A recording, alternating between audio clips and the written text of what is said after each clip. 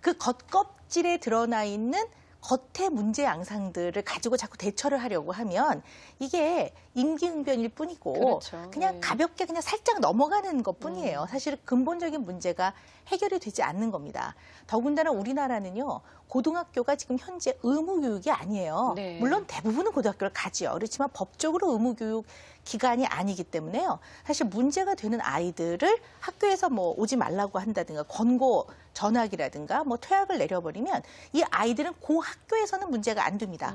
그렇지만 이 아이들이 갈 곳이 어디냐는 얘기죠. 그러니까 이런 대책 없이 자꾸 어떠한 범죄자 취급을 하면서 아이들을 범죄를 취급하시 벌을 주고 아이들을 학교에서 내몬다든가 무조건 야단을 치는 거는 바람직하지 않고요. 네. 그래서 우리 조그만 아이들 다룰 때 이 아이가 막 때를 쓰면 얘가 왜 이렇게 소리를 지르고 우는지에 대한 이유를 잘 알아야 그래야 이 아이를 제대로 지도하듯이. 근데 무조건 떼쓰는 행동을 그것만 다루기 위해서 뭐 사탕 줄게 한다든가 아니면 네. 혼을 내버리는 거는 별로 바람직하지 않거든요. 결국은 이 문제를 다룰 때 이 아이들 사이에서 이런 역동이 왜 생겨났나를 잘 봐야지 단지 겉으로 드러나는 문제 행동만 잠시 없게 하는 거는 그거는 온전한 어떤 문제 해결 방법이 아니라고 생각을 합니다. 네. 그리고 또 하나 늘 제가 말씀드리고 싶은 거는요. 이런 일이 있으면 다 목소리를 높여요. 아유 큰일 났네. 애들이라고 어떡하려고. 야 세상 말세가 다 다가왔다. 네. 큰일 났다. 그러고 끝이에요. 큰일이다. 그리고 되게 이제 보면은 언론에서도 이건 뭐 죄송한 표현이지만 조금 더 비판적인 시각으로 말씀을 드리자면요. 다 기자분들도 그러세요. 자, 각계에서 관심을 가지고 우리 모두가 좀 잘 살펴봐야 되겠습니다. 그러면 어쩌라고요? 그 다음에 어쩌라고요? 관심을 가졌어요.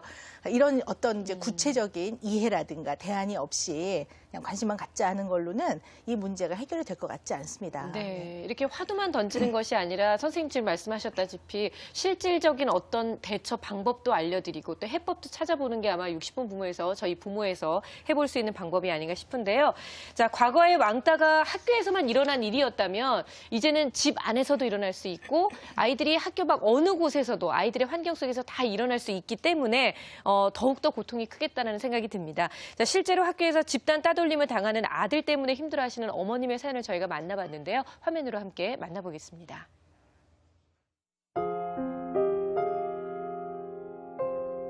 우리 아들은 소위 왕따입니다.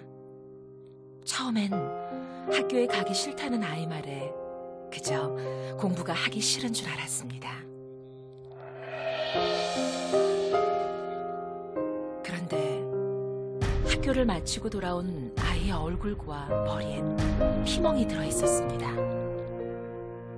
같은 반 친구에게 당한 폭력에 아이는 얼굴뿐 아니라 마음까지 피멍이 들어 있었습니다.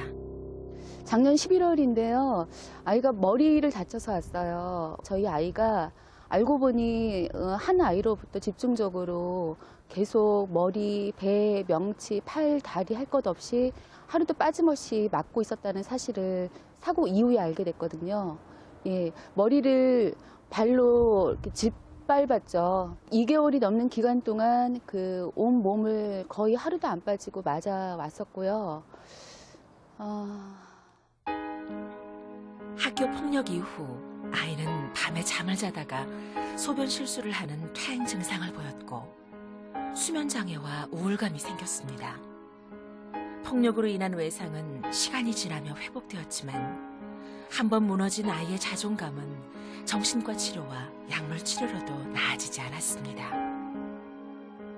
그런데 아이가 어떤 사고에 대한 유사 상황이나 아니면은 그와 유사한 생각이 들 때는 당일날부터 시작해서 2, 3일간 유아 퇴행 현상을 보이고 있습니다. 예를 들면 기어다닌다거나 손가락을 빤다든가 이런 모습, 그다음에 뭐 침대에 오줌, 그러니까 소변을 넣는다든가 이런 모습을 보이고 있거든요. 형제 사이에서 좀 문제가 좀 많이 발생을 했는데요. 본인은 당사자가 아님에도 불구하고 가족 내에서 일단 학교 폭력이 발생을 했기 때문에 그것을 옆에서 늘 지켜봐야 되고 가족 모두가 힘드니까 혼자서만 분노를 사귀려고 하는 모습이 많이 엿보였습니다. 학교 가기 너무 싫어해요. 학교를 가면 기억이 떠오르니까 아이가 너무 싫어하거든요. 그럼에도 불구하고 엄마의 바람으로는 아무리 싫지만 자신만의 힘을 좀 길러서 그 학교 속에서도 잘 지낼 수 있다라는 그런 자신감을 좀 가졌으면 하는 그 마지막 바람 하나 있습니다. 학교 폭력으로 아이는 아직도 많이 힘들어하고 있습니다. 하지만 상처를 극복하고 다시 학교 안에서 밝게 웃을 날이 올 거라고 전 믿고 있습니다.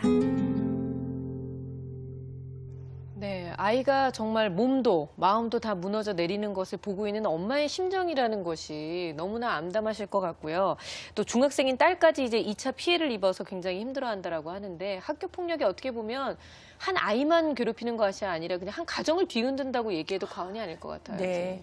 이 가족이 겪는 아픔을 한번 생각을 해보자면 너무 가슴이 아프죠. 네. 그리고 더군다나 어른도 견뎌내기 어려운데 어린아이 어떻게 보면 어린 영혼인데 이게 얼마나 아팠을까 하는 생각을 해봅니다. 정말 책임을 통감합니다. 자, 그런데요. 우리가 이제 학교 폭력을 이해하시려면 이거의 본질을 좀 잘 아셔야 해요. 근데 어른들이 흔히 하는 말들이 있어요. 애들은 싸우면서 큰다. 네. 요즘에 이게 안 통합니다. 그렇죠. 그래서 왜 이 세상의 흐름을 잘 모르는 아빠들 중에 아이들끼리 싸워가지고 오면 아야야 애들은